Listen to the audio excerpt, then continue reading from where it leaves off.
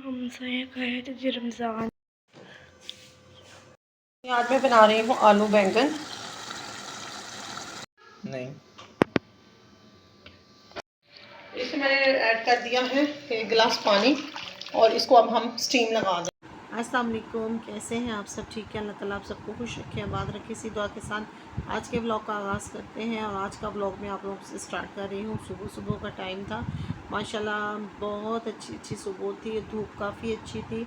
और अभी हमारे सिटी में अभी इतनी गर्मी नहीं हुई, माशाल्लाह मौसम ठीक है।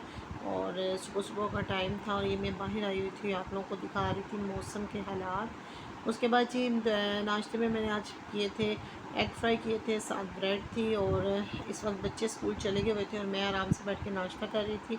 उसके बाद जी मैं किचन में आ गई थी। किचन की मैंने क्लीनिंग कर दी हुई थी सारी, और मैंने आज बहुत से काम किए थे। आज मैंने किचन को पूरा डीपली तरीके से साफ़ किया था, क्योंकि रमज़ान की आमद है। और मैं कह रही हूँ अच्छे से ना सारे घर के अच्छे से, जो सबसे पहले मेन काम होता है वो किचन का, जो कि मैंने कर दिया हुआ था। और ये देखिए माशाल्लाह मेरे किचन बिल्कुल नीट एंड क्लीन हो गया हुआ था, कैबिनेट वगैरह बिल्कुल सेट हो गए हुए थे।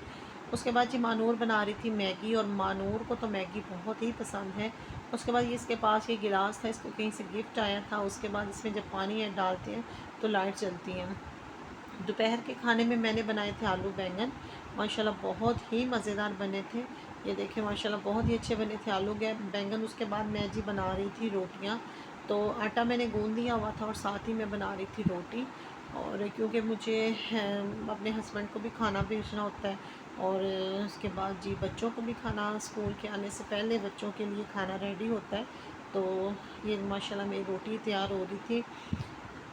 और दोपहर में जी आलू बैंगन थे और साथ मैंने बना ली थी रोटी। वैसे हमारे घर में अगर मेरे मेके में आलू बैंगन वगैरह बनते हैं और साथ चावल लाजमी बनते हैं। तो दिन में मैंने नहीं थे बनाए, मैंने कहा चलें यार रोटी से ही करते हैं, क्योंकि मैंने आज किचन में भी काफ़ी काम किया था और घर के भी काफ़ी ज़्यादा क्लीनिंग की थी, वॉशिंग लगाई हुई थी, वो भी मैंने कपड़े वगैरह धोए थे साथ। और साथ जी हमारे लिए फरमाइश आई थी जी, मेरे हस्बैंड कह रहे थे कि गाजर का हलवा बना दो। कद्दूकश करने की मुझ में हिम्मत नहीं थी, तो मैंने इसको जल्दी से गाजरों को अच्छे से मैंने वॉश कर दिया था और इसको मैंने स्टीम लगा दी थी। स्टीम लगाने के बाद इसको मैंने मैश कर दिया था और इसमें मैंने ऐड कर दी थी मलाई और दूध। ये देखिए माशाल्लाह मलाई भी थी, साथ इसमें मैंने खोया भी ऐड किया था। और ये देखिए माशाल्लाह हमारा गाजर का हलवा कितना अच्छा रेडी हो गया। इसको आप जिस तरह मर्ज़ी सर्व कर सकते हैं। रात के खाने में मैंने बनाए थे हरे चने की पुलाव, और ये देखिए माशाल्लाह कितने मज़ेदार हमारे हरे चने की पुलाव बना था।